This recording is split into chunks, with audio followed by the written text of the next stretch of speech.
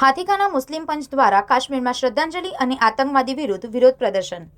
હાથીખાના મુસ્લિમ પંચ દ્વારા કાશ્મીરમાં શહીદ થયેલા શહીદોને શ્રદ્ધાંજલિ આપવામાં આવી હતી અને આતંકવાદી વિરુદ્ધ કાળી પટ્ટી બાંધી વિરોધ પ્રદર્શન કરવામાં આવ્યું।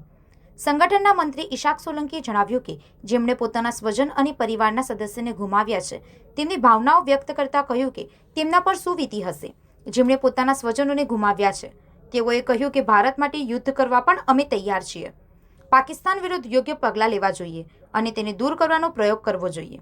આ પ્રસંગે રમઝાન સોલંકીએ પણ કહ્યું કે આવા વિસ્તારમાં વધતી સુરક્ષાની જરૂર છે અને જે આતંકવાદીઓ અથવા દુશ્મન દેશ દ્વારા આ બધું થાય છે તેમને ફાંસીની સજા આપવામાં આવે। આ અંગેની વધુ વિગતો તેમજ સમાચારો અંગે જોતા રહો B1 ન્યૂઝ વડોદરા।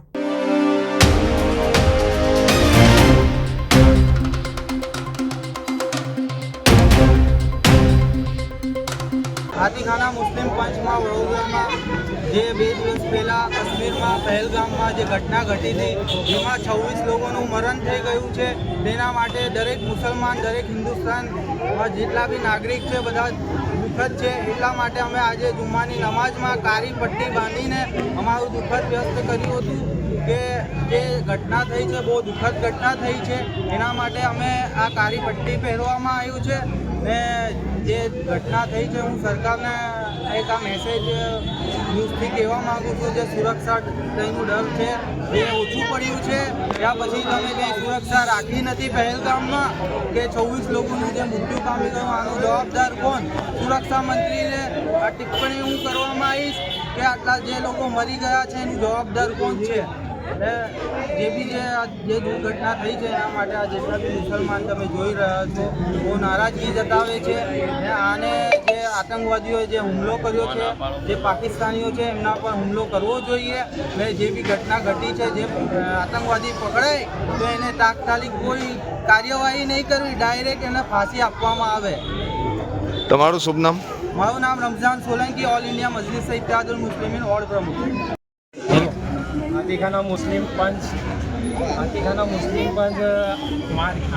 मुस्लिम पंचની મસ્જિદ છે એના અંદર જે કાળી પટ્ટી બાંધીને અમે વિરોધ વ્યક્ત કર્યો છે। જે 26 જણાનું મૃત્યુ થઈ ગયું છે એમને મૃત્યુના એના વિરોધ કરીએ વખણ કરીએ છીએ એનું વખણ કરીએ છીએ। જે મળી ગયા છે એ લોકોના જે સુરક્ષા જે કંઈ ચૂક થઈ ગઈ છે આર્મીઓથી એ એમને જે બી આતંકવાદી પકડી જાય તો એમને ફાંસીની સજા આપવી જોઈએ।